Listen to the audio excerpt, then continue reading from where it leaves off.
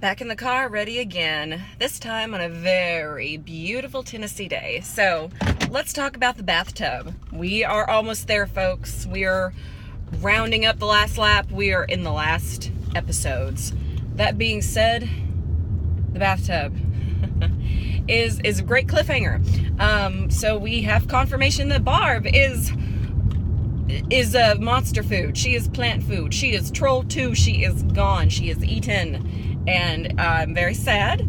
Very sad because she has such a huge popularity online that I really thought she was going to come back. And I thought that maybe something would happen where she ends up being saved and we'd see her again. But no, she really just captured everyone's hearts with her big mom jeans and her freckles and cuteness and her glasses. She's so wonderful. So we will miss Barb.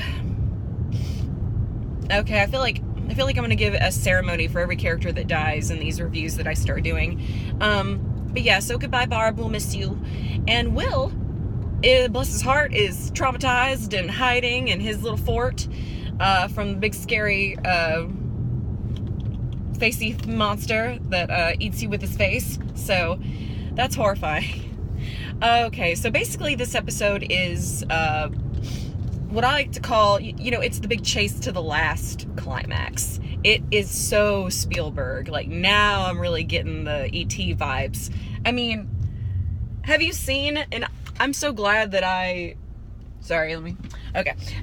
so glad that I didn't look too big into, like, the comments or anything, because there's been this t-shirt / meme poster picture of, like, the E.T. moon with the boys riding the bikes and they go in front of the moon. Instead, the silhouette is of the Hawkins Lab van in front of the moon and the kids on the bikes from Stranger Things. It's great. And I saw that and I was like, okay, well, she's going to flip a van at some point with her mind. And even though the big chase scene was happening, I was still, like, into it. It was exciting. I was on the edge of my seat the whole time. It was so much fun. I am loving the directing from the brothers. Oh, the Duffer Brothers? Yeah, I believe it's the Duffer Brothers. But they are, really capturing the magic of Spielberg in this Netflix budget. So I'm really happy with what chills that gave me. That just took me back to a lot of fun movies with really endearing kid characters. And you gotta love Lucas turning around, like, he's scared. He's warning them, like, in the very beginning, he's warning them that the bad men are coming, and once he gets and meets up with the other guys in 11, he apologizes, and, oh my god, okay, so, I get emotional. That's why I love movies, television, theater, art, books, in general. I'm an emotional person. Just the image after, this comes way later in the episode, this is like towards the end, but Lucas comforting 11 after she's gone through the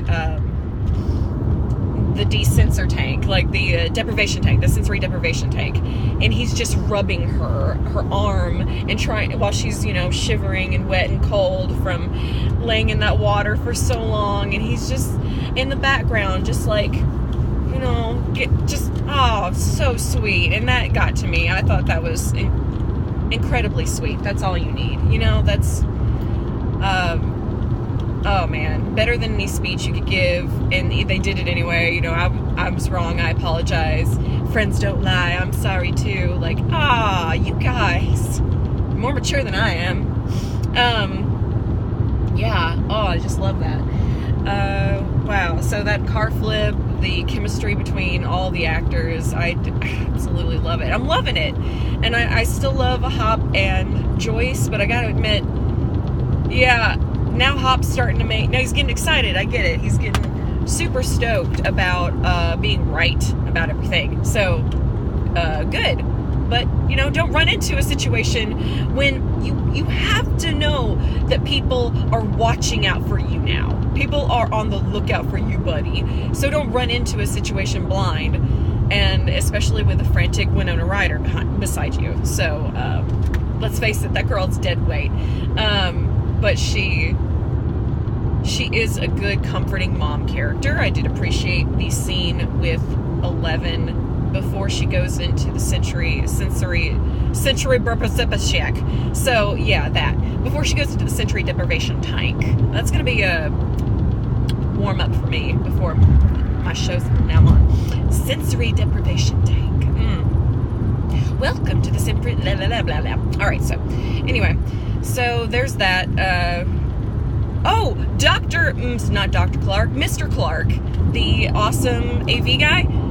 He's a player. Not a player. They probably have dated for a while. But it's nice to see him dating. It's nice to see him have a nice public life and just him enjoying a movie. And it's working. I'm sorry, but that geek talk can work. And it's cute. It's real cute. I love that line, when they're watching the horror movie and he explains how the explosions and the effects are working. That's cute. I would so snuggle up to that. That's wonderful. And I did appreciate the, just call me back Monday. I'm macking here. I am giving this girl information about this movie and you are calling me in the middle of a date. So, yeah. He has his priorities, and I appreciate that.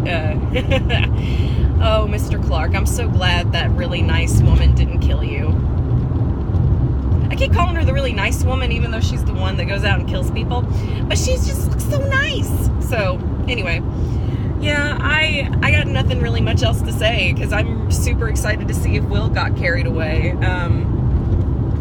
And what happens to him. Oh, Steve's suddenly a good guy. Hooray! Alright, okay, I'm glad. I harp on it a lot about just showing bullies and no one learning and yada yada yada. But Steve seems to not be at fault for the graffiti, even though if he had been, and he still apologized the way he did, went to go clean it up the way he did, I would have forgiven him if he had done it, to be honest. I didn't need to know that the other kid did it. If it had been Steve, the way he reacted was appropriate. He got his ass whooped, and he deserved it, and to see how hurt Nancy was, could have been a good wake-up call, even if he had done it. So, I didn't need to know it was the other guy, but good on him. Good on him that he wasn't the one and also went back to atone for it anyway. So, hooray. Good for him. Also, the most I like about him is his Joey Lawrence hair. His hair reminds me of Joey Lawrence on Blossom. That's all. He's just one of those typical pretty boys that was a bully, and now I'm sure he's going to be a fine dude, and there's going to be a love triangle in season 2. Which I just keep hearing there's going to be a season 2, so that's why I keep referring to season 2. I don't know. It could be that season 2 is like American Horror Story. It could just be another anthology of a strange happening, which would be fine. That'd be kind of cool. You wrap this up, you get a whole new set of stars for the next one, like True Detective, or, yeah, that'd be fine. So, I don't know what they're going to do, but if it is following the same family, I have a feeling that now that Steve's a good guy, that's going to be part of the storyline in the next season. So, that's just a prediction. We have one more episode to go. I am so excited. So, I will see you tomorrow. I do not work. I do not know when I will be putting out the video. Who knows? So, but it will be tomorrow, sometime, at some point. So, I thank you guys so much. I'll see you next time. Bye.